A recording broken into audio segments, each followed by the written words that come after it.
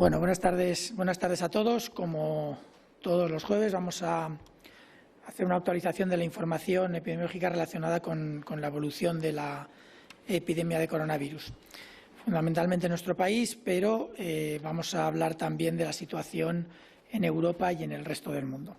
Y vamos a empezar por ahí.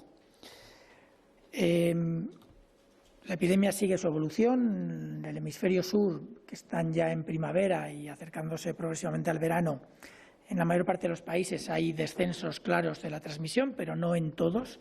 Sigue habiendo países en los que este descenso ha sido muy suave y se han estabilizado en una especie de meseta en la que siguen notificando un número de casos muy por encima de los descensos que nosotros observamos, por ejemplo, en España a partir de la primavera o durante los primeros meses del verano. En todo caso, en el hemisferio norte la evolución es muy distinta. En el hemisferio norte tenemos en casi todos los países un incremento claro de la transmisión.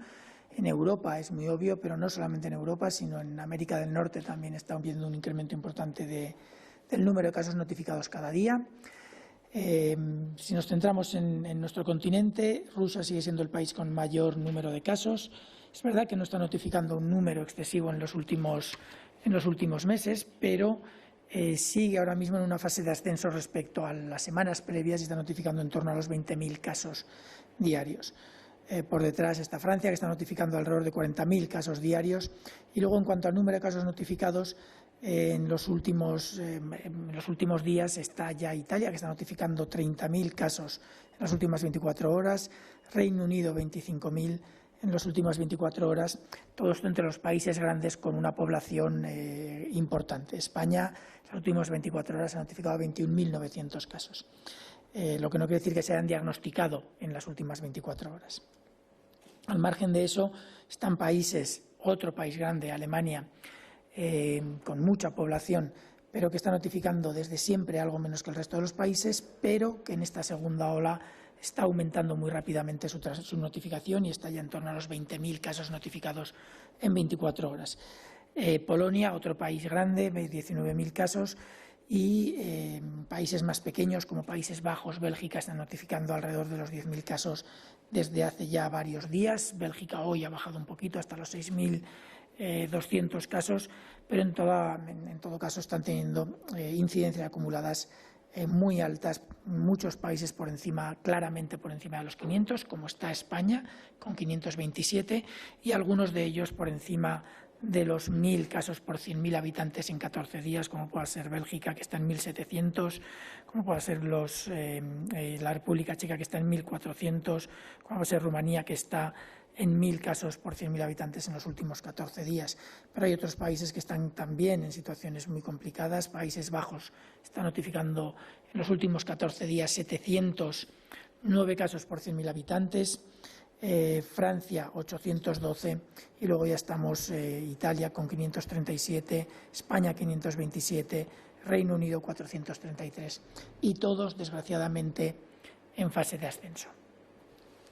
Dicho esto, sí que es cierto que la situación en España, aunque estemos, como acabo de decir, en fase de ascenso, es un poquito marginalmente diferente al resto de Europa porque nuestro ascenso es más lento, más progresivo.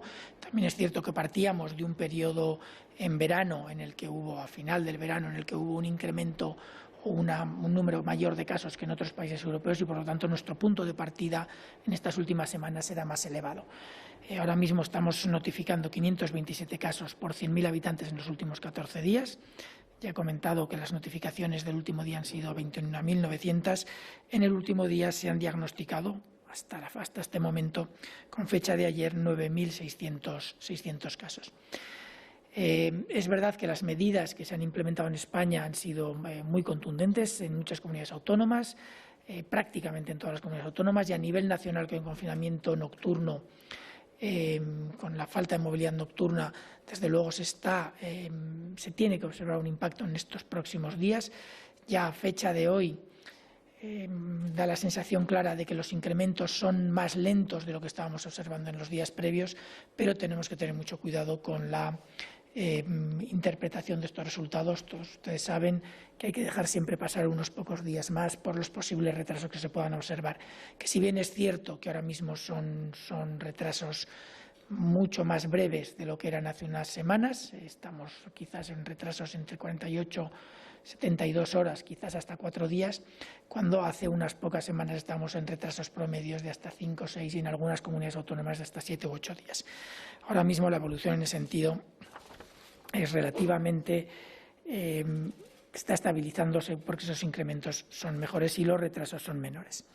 Esto no implica que no siga habiendo una presión muy importante sobre el sistema asistencial. Como saben, la estabilización en la transmisión, si se llegara a consolidar, no implica una descarga inmediata de los sistemas sanitarios. Los sistemas sanitarios van a seguir sufriendo, sobre todo en hospitalización común y en UCIs, van a seguir sufriendo durante unos días más, hasta al menos 10, 14 días más, porque la hospitalización se produce unos días después del inicio de los síntomas y la estancia en UCIs también.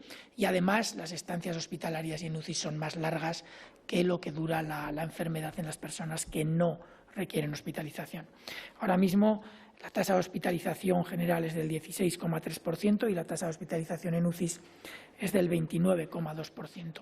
Son cifras elevadas, sobre todo en las comunidades que están por encima del promedio nacional y obviamente mucho mejor o con mucho más desahogo en aquellas que están por debajo de estas medias nacionales. Pero en todo caso, a nivel global un 16,3% y un 29,2% para UCI son tasas de ocupación muy elevadas para una sola patología.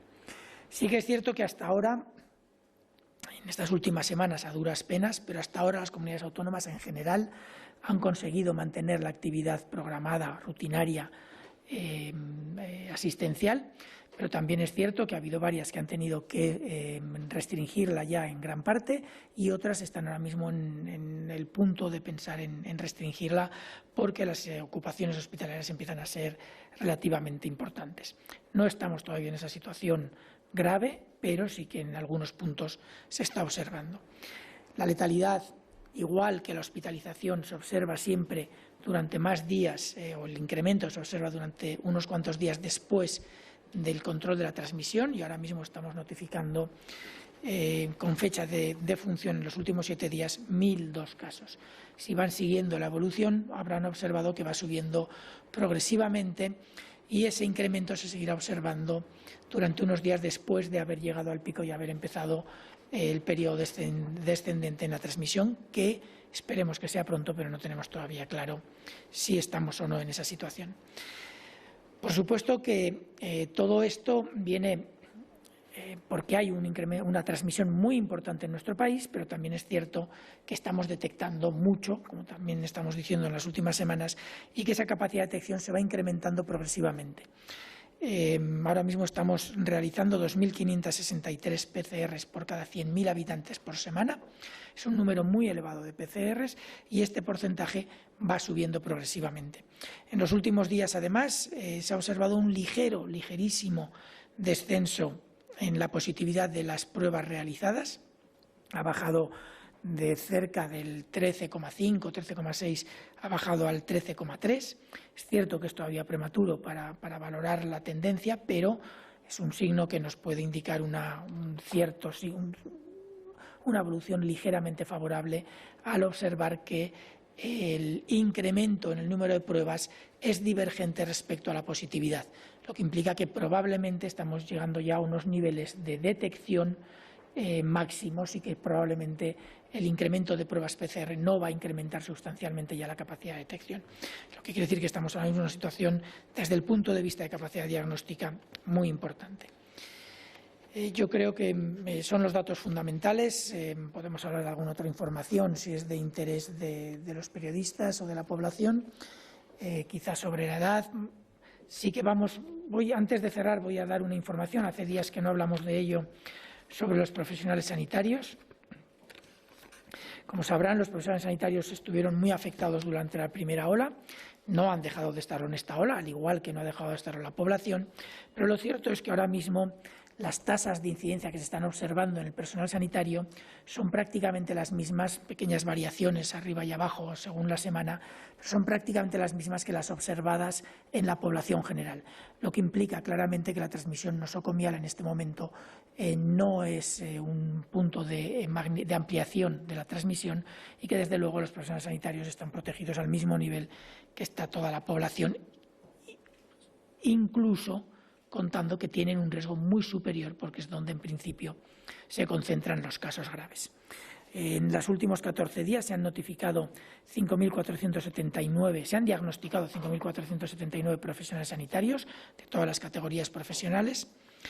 Y el ámbito de contagio ya no es, esta situación ya venía observándose desde hace ya muchas semanas, pero ya no es claramente el ámbito nosocomial, sino que se incrementa cada vez más el número de personas que se infectan en el domicilio o en otros ámbitos sociales dentro del personal sanitario. Por lo tanto, esto es una buena noticia, el que nuestros profesionales sanitarios estén mucho mejor protegidos de lo que lo estaban en la fase anterior, que entre eso y el aprendizaje que se ha tenido en el manejo de los pacientes, pues obviamente nos da muchas garantías de que nuestro sistema, por lo menos en esta fase, no va a tener problemas de personal debido a un incremento en la transmisión.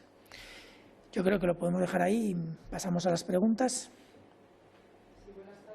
Atendiendo a la normativa vigente, los medios de comunicación que acuden esta tarde de forma presencial a esta rueda de prensa son El País, es Emilio de Benito, Adaya González, de EFE, Irene Pérez, de Redacción Médica, Patricia Cotón, de La Sexta, y Pablo Recio, de 65 y más.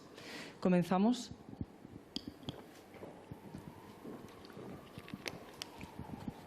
Hola, buenas tardes. Emilio de Benito, del País.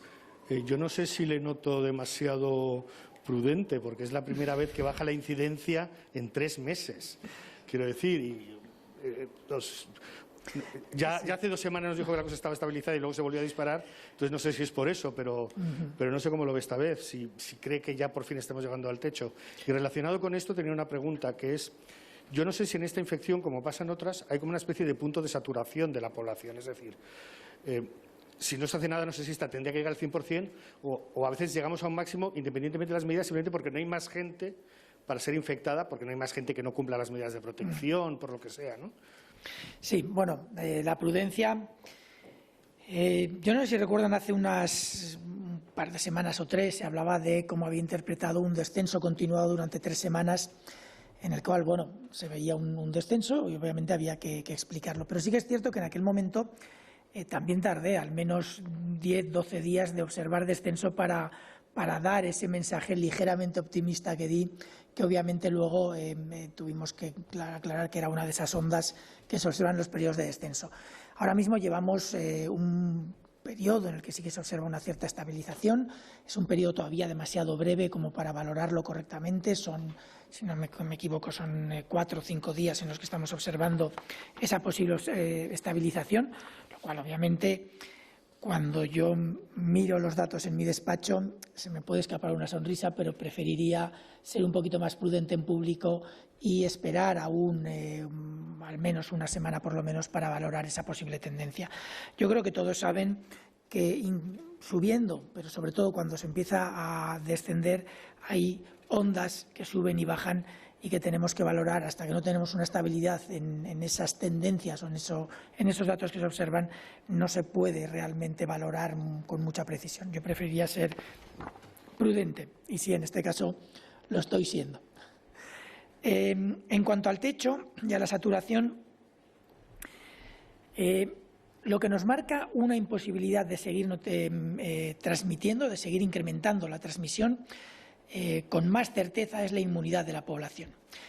Pero, en realidad, cuando hablamos de inmunidad, si lo entendemos en el sentido amplio, lo que queremos decir es gente que no se puede infectar. La gente que no se puede infectar es la que tiene una protección porque ha desarrollado inmunidad contra la enfermedad, tiene anticuerpos, ya sea porque ha pasado la enfermedad, porque ha sido vacunado, pero también es inmune quien no se expone nunca al riesgo y quien está protegido completamente de ese riesgo.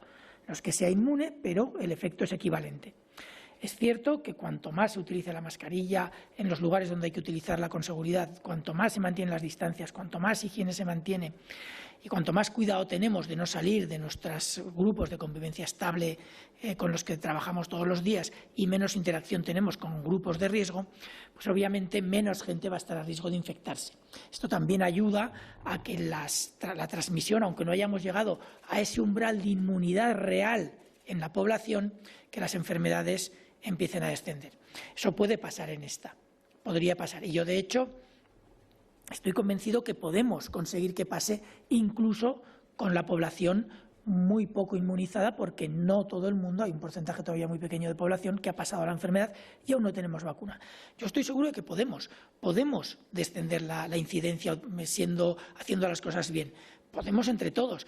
Yo creo que se ha observado en algunas comunidades autónomas, se ha visto que se puede, si hacemos las cosas bien, entre todos podemos conseguirlo. ¿Por qué no intentarlo?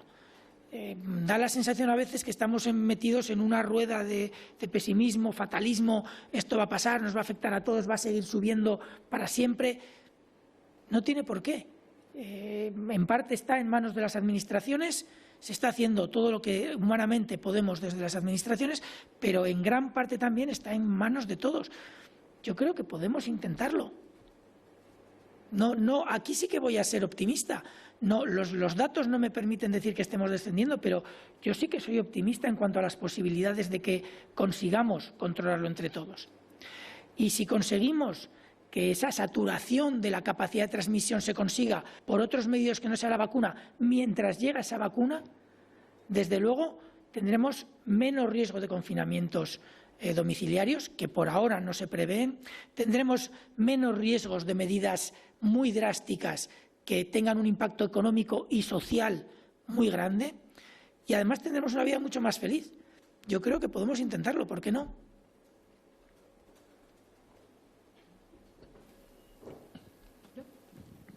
Sí, hola, buenas tardes. Un poquito en la línea de lo que estaba comentando, mañana se presenta la cuarta oleada del estudio de seroprevalencia. ¿Tienen alguna predicción en el Ministerio de julio aquí cuánto se ha podido elevar el 5% que arrojaba la tercera oleada?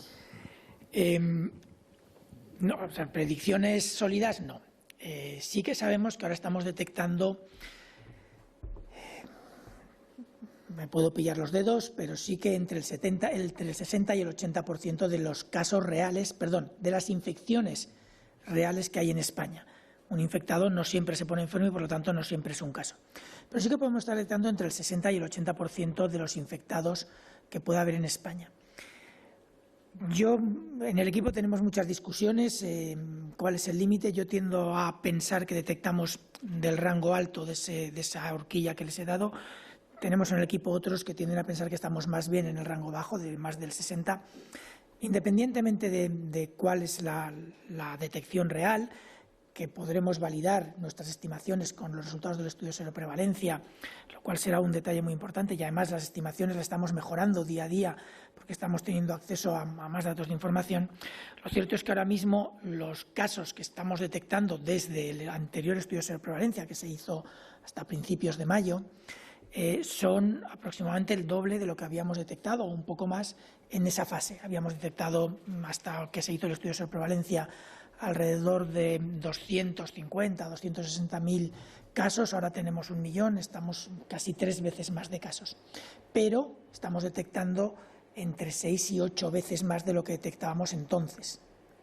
Lo que quiere decir que el número real de casos o de infectados que ha habido en España ni mucho menos va a llegar a los 2.300.000 que se estimó en aquel momento. Podemos estar poco más o menos si ahora tenemos, en este periodo hemos tenido alrededor de 700 y pico mil casos, podemos haber tenido 1 millón, 1.100.000, 1.200.000, no lo sabemos. Es decir, la positividad en el siguiente estudio de seroprevalencia, con estos cálculos que acabo de hacer, podría estar en torno al 8, 9. Si nuestras estimaciones son un poco demasiado optimistas, podríamos estar en torno al 10%. Pero no creo que lleguemos mucho más. En todo caso, estos son hipótesis que estoy lanzando yo aquí ahora, haciendo unos cálculos muy rápidos con ustedes, pero deberíamos de esperar el estudio para sacar conclusiones. En todo caso, si lo que detectamos ahora es lo que pensamos, seguimos sin poder pensar en esa hipotética inmunidad de grupo adquirida por la transmisión comunitaria.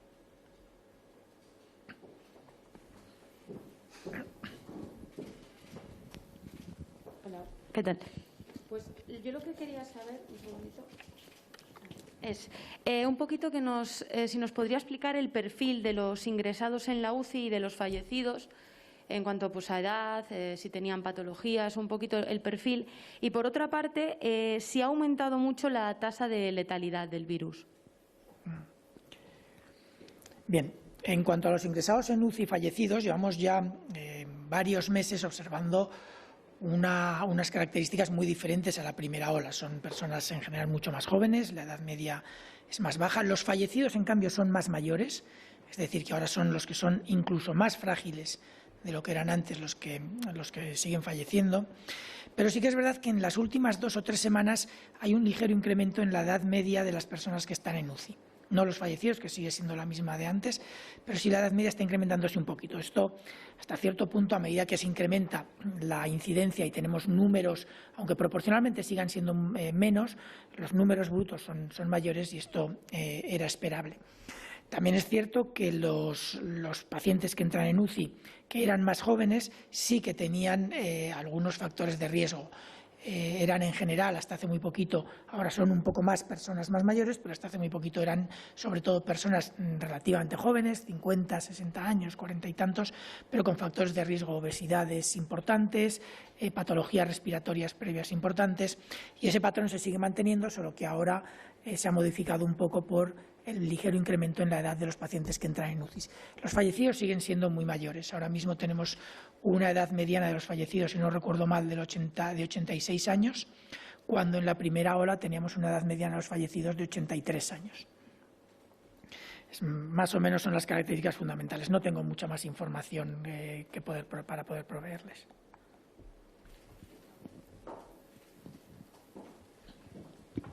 Hola, buenas tardes. Irene, de Redacción Médica. Yo le quería preguntar, hoy el presidente ha dicho que baraja iniciar la vacunación masiva contra el coronavirus en mayo. Nos gustaría saber si cuando hablamos de masiva es que ya se ha desaparecido ese concepto que se tenía en un primer momento de primero vacunar a los grupos de prioridad y luego empezaría a vacunar al resto. Y en este sentido, The Lancet ha publicado hoy un estudio que ha hablado de que vamos a tardar años en inmunizar con la vacuna. Entonces, bueno, nos gustaría saber cuál es su opinión al respecto. Y luego, 2 cosas. Se ha publicado hoy un estudio de mutación en bisones que pone en riesgo la inmunidad de las vacunas del coronavirus. Y me gustaría preguntarle también, a modo de opinión, por la medida que ha tomado Cataluña de que los alumnos se hagan sus propias PCRs en las escuelas. Muchas gracias. Bueno, en cuanto a la vacunación, todos ustedes saben que las vacunas están estudiándose ahora, que los resultados están ya muy próximos a salir y, por lo tanto, cuando hayan demostrado su eficacia, porque la seguridad ya está prácticamente demostrada a estas alturas, la seguridad para los factores que se pueden valorar durante estos estudios.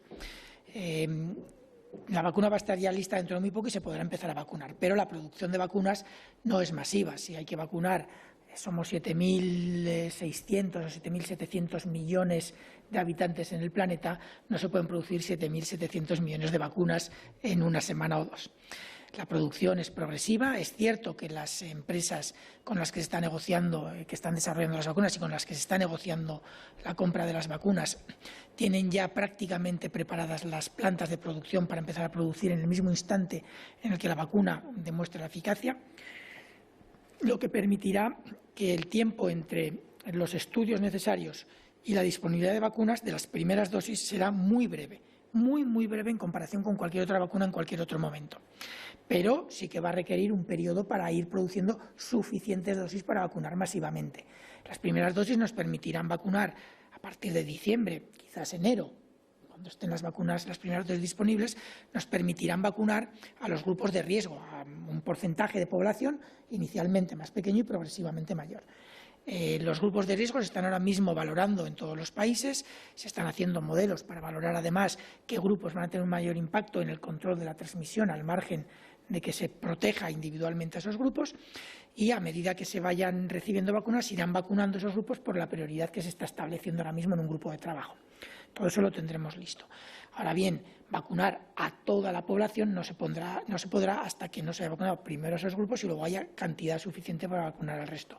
Esto se espera que se produzca hacia la primavera. No sé si será mayo, que es una predicción prudente por parte del presidente y me parece muy correcto. Si hay mucha suerte quizás sea abril, si hay mala suerte quizás sea junio. Pero sí que es cierto que los primeros 2 o 3 meses de vacunación serán los que nos permitan vacunar fundamentalmente a los grupos de riesgo y a partir de ahí se vacunará a la población en general. En cuanto a la predicción de Lancet, que se tardará años en inmunizar, yo entiendo que el Lancet se refiere a la inmunización global. La inmunización global requiere, además de fondos, equipos y tiempo. Y entiendo que no todos los países van a poder dedicar fondos suficientes para vacunar a toda la población o a una gran parte de su población. Los grupos de riesgo importantes entendemos que sí que se podrán vacunar relativamente pronto en todos los países. Desgraciadamente, y me duele decirlo, los países con recursos escasos probablemente se vacunarán más tarde que los países que tenemos más recursos. Me duele decirlo, pero tampoco podemos ocultar la evidencia. Se va a hacer todo lo que se pueda para que tengan acceso lo más pronto posible, en las mismas condiciones que los demás países, pero la realidad tampoco se podrá negar y esto es así. Y probablemente vacunar al resto de la población sí que puede llevar más tiempo. Yo no sé si años, pero desde luego sí que puede llevar mucho más tiempo que vacunar a los grupos vulnerables a nivel global. Hay que producir muchísimos millones de dosis de vacuna. Las empresas que produzcan tendrán una capacidad limitada, por mucho que la hayan aumentado, de producir estas dosis y habrá que ver, de acuerdo a su capacidad de producción, qué tiempo máximo podemos necesitar para vacunar a toda la población. En cuanto a la mutación en los bisones, sí que hay ahora mismo una información de una posible mutación en los bisones. Yo no sé ahora mismo exactamente cuál es su significado, si puede realmente ser una mutación diferencial con los otros virus que modifique características de transmisibilidad, de virulencia, etcétera, o no. Mutaciones del virus hay permanentemente. Cada replicación del virus en una persona es un riesgo de alguna pequeña mutación, que cuando esas mutaciones son importantes porque cambian sustancialmente las características de identificación del virus, pues puede detectarse si el virus está cambiando de una zona a otra. Igual que se puede detectar que cambia de una zona a otra, se puede detectar variabilidad en su capacidad de transmisión, que puede ir para más o para menos, en su capacidad de virulencia, de generar enfermedad, que puede ir para más o para menos. Ahora mismo los datos de los resultados en los bisones no son muy claros. Esta mañana hemos tenido una reunión de varios técnicos de países europeos. Se ha discutido un poquito por encima el tema de la mutación en los bisones de Dinamarca y un país vecino, Holanda, nos ha comentado que ellos no han detectado en los suyos o en sus cepas ninguna mutación de relevancia. Y por lo tanto, es muy posible que sea un problema local, que se quede local, porque entre otras cosas se sacrifican los bisones de las granjas en general cuando se produce un brote en estos grupos.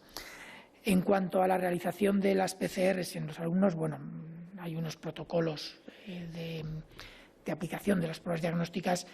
Yo creo que son protocolos bien definidos. No voy a entrar. Hay algunos riesgos de hacer este tipo de pruebas si no hay profesional sanitario por el medio. Yo imagino que habrá que pulir muchos aspectos relacionados con este tipo de pruebas, de autopruebas, que pueden ser útiles, pero también pueden generar algunos problemas. Yo entiendo que Cataluña lo habrá valorado y estará en situación de defender la postura que han tomado. Pero a nivel nacional los protocolos que hay son los que hay. Bueno, tenemos 3 medios que nos han mandado sus... disculpad. Hola, buenas tardes. Pablo Recio, de 65más.com. Tenía un par de preguntas. En primer lugar, me voy a poner un poco fatalista y voy a hablar de confinamiento total. Desde el punto de vista técnico, y si al final es necesario aplicarlo, ¿cuántas semanas debería durar un confinamiento domiciliario para que sea efectivo? También le quería preguntar respecto a una medida que propusieron varias regiones en Italia del confinamiento por edad a los mayores de 70 años. ¿Se han planteado esta medida? Y, por último, respecto a las secuelas, le preguntamos hace unos meses sobre este tema en las secuelas en mayores y nos gustaría saber si han aparecido nuevas secuelas, se sabe algo más, porque comentó usted que existía poca documentación en ese momento, creo que era mayo, junio, no sé si hay alguna más. Muchas gracias. Bueno, el confinamiento efectivo. ¿Cuánto tiempo para que sea efectivo? Depende del nivel de transmisión y depende de cuánto de estricto sea. Si se hace un confinamiento real, completo, de todas las personas en sus domicilios, no salen absolutamente para nada, y eso es imposible, con alrededor de 15 días tendríamos esto controlado. Podría ser un mes. Pero eso es imposible. Va a haber gente que tiene que ir a trabajar, hay gente que tiene que ir a comprar, hay gente que tiene que salir por necesidades médicas a dar un paseo, hay gente que, aunque no tenga necesidad de salir, va a salir. Es decir, el confinamiento súper estricto, 100% de cumplimiento total durante 14 días es imposible.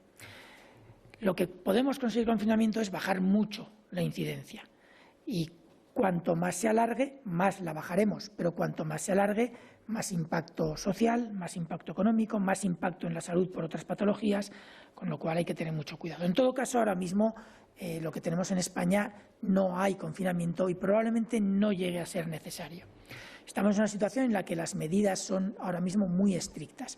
De hecho, en esta discusión que he comentado hace un momento, que hemos tenido con los técnicos de los diferentes países, grandes países europeos, lo que en los medios ha salido como un confinamiento total, lockdown, que se está planteando en Inglaterra, en Francia, en todos estos países, después de discutirlo con ellos resulta que es menos estricto de lo que nosotros estamos haciendo aquí.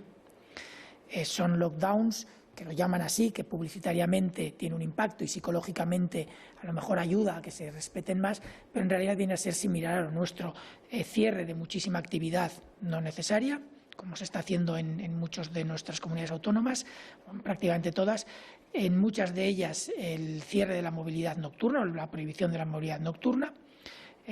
Obviamente los tiempos son diferentes porque nuestros estilos de vida son diferentes.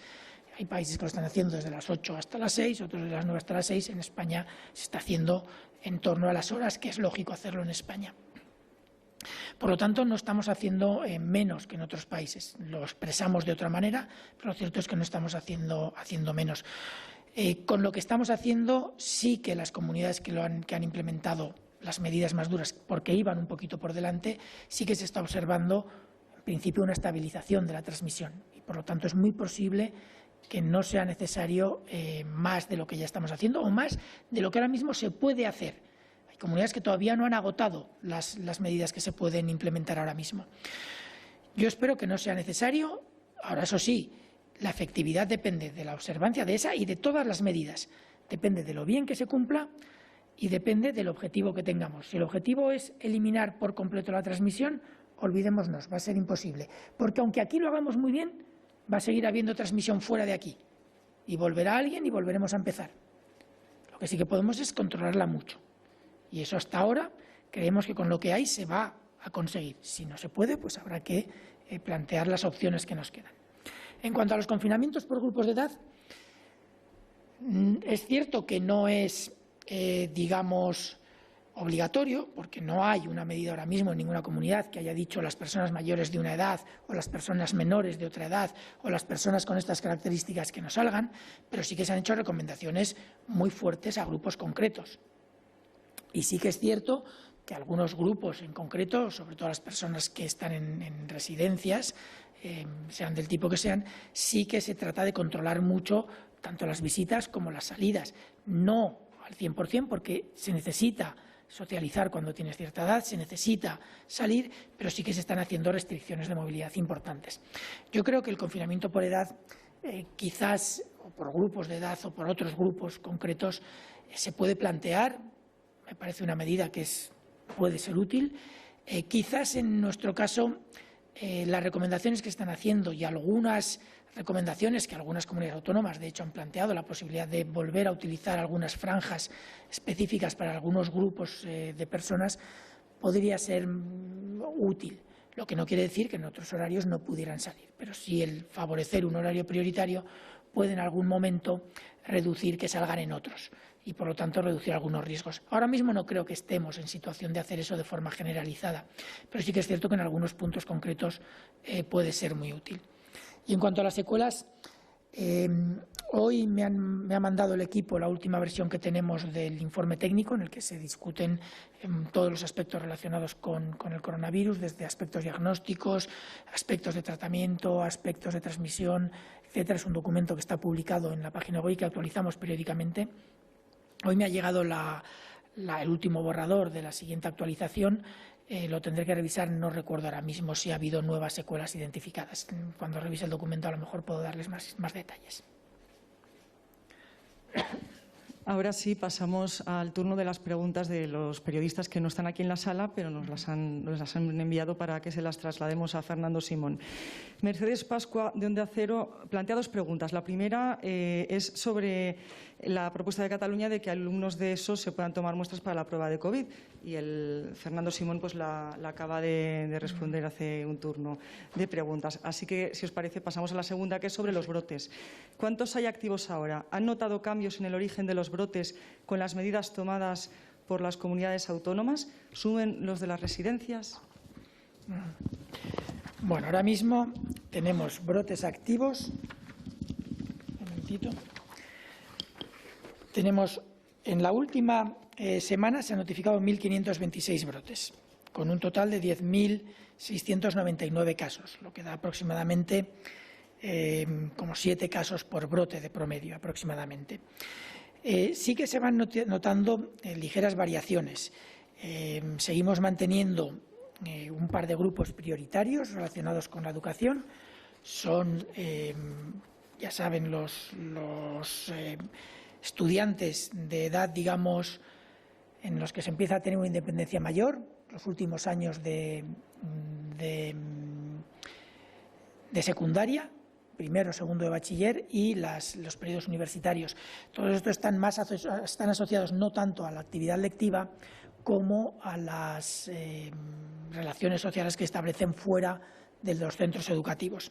En ese sentido, sí que se mantiene como grupo prioritario o ámbito prioritario de transmisión la actividad social y fundamentalmente la actividad social fuera del domicilio. En los domicilios hay transmisión, pero los brotes son mucho más pequeños y además es un tipo de transmisión en el que se puede incidir muy poco con medidas administrativas o con medidas desde la administración. Por lo tanto, son un tipo de grupos de brotes que, si bien los seguimos, el ámbito domiciliario de transmisión entre los grupos de personas que conviven en el mismo domicilio no es un grupo al que le podamos dar un peso importante a la hora de plantear medidas de control. Sí que se ha visto progresivamente en la reducción de brotes en los colectivos que ya conocíamos que se habían aplicado medidas importantes, los trabajadores temporeros, obviamente en el ocio nocturno, porque en principio se ha eliminado, pero sí que es cierto que fue sustituido por esas actividades sociales por la noche, en pisos que se alquilaban para hacer fiestas, etcétera, y que ahora mismo sí que es cierto que siguen existiendo. Queramos o no, el invierno no favorece la actividad fuera, favorece la actividad dentro de lugares cerrados y, por lo tanto, favorece más la transmisión que las actividades al aire libre, pero también es cierto que no están incrementándose en esta última semana de forma sustancial. El impacto en esto lo estaremos viendo en estos próximos días. Hace aproximadamente una semana, quizás algún día más, que se implementó el nuevo estado de alarma y, por lo tanto, la restricción de la movilidad nocturna, y es ahora cuando realmente vamos a empezar a ver sus efectos. Quizás en la rueda de prensa, me imagino que el próximo martes, porque el lunes es también festivo en Madrid, pero en la próxima rueda de prensa, sea cuando sea, yo creo que quizás podamos ya dar alguna información de qué es lo que se está observando exactamente en los diferentes ámbitos y, sobre todo, el que más nos preocupaba ahora, que era ese ámbito social, digamos, nocturno. Ana Tudela, de Datavista. En la revisión de la serie histórica que se publicó ayer se hizo una corrección a la baja de 13.549 hospitalizados y 2.070 ingresados en UCI. ¿Es posible conocer de qué comunidades autónomas procede la corrección? Y la segunda pregunta que lanza es ¿cómo está evolucionando esta segunda ola en las residencias de mayores? ¿Tienen datos de casos y fallecidos por comunidades autónomas? Bueno, en cuanto a la corrección de la serie de datos, en principio hoy hemos estado hablando con los grupos que están trabajando en la gestión de la información y de los datos, y en principio vamos a intentar poner las series completas de las 3 o 4 variables principales en un archivo de texto que puedan manejar cualquiera. Se está preparando en estos días y yo espero que lo podamos poner en breve. En todo caso, sí que se puede. No tengo aquí los datos ahora, hoy no se los voy a poder dar, pero sí que podemos saber exactamente. De hecho, los tengo encima de la mesa, las variaciones por comunidad autónoma. Cuando esté el CSV, cualquiera podrá calcularlo. Mientras tanto, quizás la próxima rueda de prensa, si lo recuerdo, traeré los datos y si sigue la inquietud, puedo dar alguna información. La otra pregunta era... ¿Cómo está evolucionando esta segunda ola en las residencias? Sí. Tenemos datos de residencias, de hecho de los brotes, voy a buscarlos. Seguimos teniendo brotes en el ámbito sociosanitario, en las residencias, en concreto de mayores. En los últimos 7 días ha habido 137 brotes con 1.877 casos, es decir, un promedio de 13 casos por brote. Pero sí que es cierto que se está observando una variación importante en la virulencia con la que se están afectando. Entre otras cosas, porque probablemente las personas más frágiles, desgraciadamente, tuvieron su desenlace ya en el periodo previo. También porque un porcentaje importante de las personas que vivían en residencias ya fueron afectadas y, por lo tanto, la transmisión dentro de las residencias es menor porque hay más gente inmune de lo que hay en la población general, pero eso no quita que las residencias que no fueron afectadas nos estén afectando ahora. Pero sí que es cierto que la letalidad es mucho menor de lo que era antes. La letalidad en el primer periodo, si recuerdan, llegó a estar en torno al 13%, con las correcciones que ha habido está prácticamente en el 13,1% si no recuerdo mal, pero en las personas mayores era muy superior. Las personas mayores llegaba, en los mayores de 80 años, si no recuerdo mal, creo que llegaba incluso al 22-23% de los afectados. Ahora mismo esa letalidad ha descendido hasta el 7-8% en este mismo grupo. Por lo tanto, en los mayores que están en residencias, pero también en los que no están en residencias, la letalidad ha bajado muchísimo. Las residencias están mejor protegidas. Es cierto que sigue habiendo brotes en residencias, pero no tienen para nada el impacto que tenían en la primera onda. Y vamos a finalizar esta rueda de prensa con la pregunta que nos manda Ángel Díaz del Mundo. En espera de los datos de seroprevalencia y dada la distinta evolución que se ha mencionado de España respecto a otros países europeos, ¿valora la hipótesis de que el porcentaje de inmunidad sea mayor, si no en el conjunto de nuestro país, sí quizá en algunas regiones del mismo? Y sobre la posibilidad de reducir más la incidencia en las próximas semanas, ¿podría verse un descenso suficiente para que se reflejara en un alivio de las medidas antes de fin de año?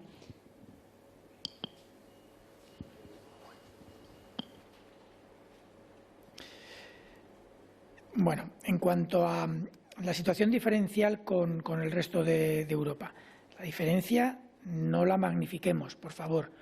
Estamos yendo más despacio que ellos, pero estamos en una situación similar a la que tienen ellos ahora mismo. Con lo cual, no planteemos que España va bien. España está en una situación tan mala como la mayor parte de los grandes países europeos, mejor que algunos, incluso peor que algunos otros. Por lo tanto, yo creo que no hay que magnificar este aspecto. En cuanto a la inmunidad, no. La inmunidad en España ahora mismo es similar a la de los países europeos que tienen incidencias o que han tenido incidencias globales similares a las nuestras. Por lo tanto, no tenemos una inmunidad superior a otros países europeos. Puede ser una décima arriba, una décima abajo, dependiendo de cada país, dependiendo de los casos totales que ha tenido cada país. Y esto nos lo dirá el estudio de seroprevalencia. El problema es que otros países no tienen este estudio de seroprevalencia, han hecho estudios de seroprevalencias parciales. En algunos países tienen datos sólidos o buenos de seroprevalencia, pero en la gran mayoría son datos parciales de zonas concretas que en algunos casos se pueden extrapolar al total de la población y en otros no. Por lo tanto, no será fácil comparar con otros países, pero ni muchísimo menos en España tenemos una inmunidad suficiente como para descansar en esa inmunidad ninguna estrategia de control. Hay diferencias por comunidades autónomas, sí, pero son diferencias que no implican tampoco que podamos descansar en esa posibilidad nuestras estrategias de control. Puede haber variabilidad, pero en ningún caso la inmunidad va a llegar en ninguna comunidad autónoma. No voy a pillarme los dedos con datos cercanos a la realidad, voy a ir a lo que nos permitiría tener la certeza de que la inmunidad que se ha alcanzado es suficiente para garantizar que no va a haber más transmisión. Y esa inmunidad tendría que estar por encima del 66%. Ni de lejos vamos a estar en una inmunidad cercana a eso. Por lo tanto, yo creo que no podemos plantearnos la inmunidad de grupo como una posible medida para nada. En cuanto al alivio de medidas, sí, la evolución es buena, las medidas se irán adaptando a la situación epidemiológica. Ahora bien, si esto implica que el objetivo es tener unos días de vacaciones y luego volver a empezar, yo creo que nos equivocamos de estrategia. El objetivo es descender a niveles razonables, aunque no sean los ideales, pero sí razonables, y ya saben que los razonables son muy, muy por debajo de lo que tenemos ahora, y tratar de mantenernos ahí. El objetivo no es en absoluto bajar para los 3, 4, 5 días, una semana, volver a estar en la misma situación. Puede pasar que bajemos y volvamos a subir, puede pasar que bajemos y nos mantengamos un tiempo en esa situación y esperemos que la vacuna llegue a tiempo, y puede pasar que tengamos, igual que estamos observando esta ola, si no llega la vacuna en el momento adecuado, que tengamos una tercera, una cuarta, una quinta, o que nos mantengamos con pequeñas ondulaciones a un bajo nivel durante el tiempo suficiente como para vacunar a los grupos vulnerables y posteriormente al resto de la población. No sabemos cómo va a evolucionar, pero por favor no tengamos como objetivo el bajarlo para volver a subirlo inmediatamente.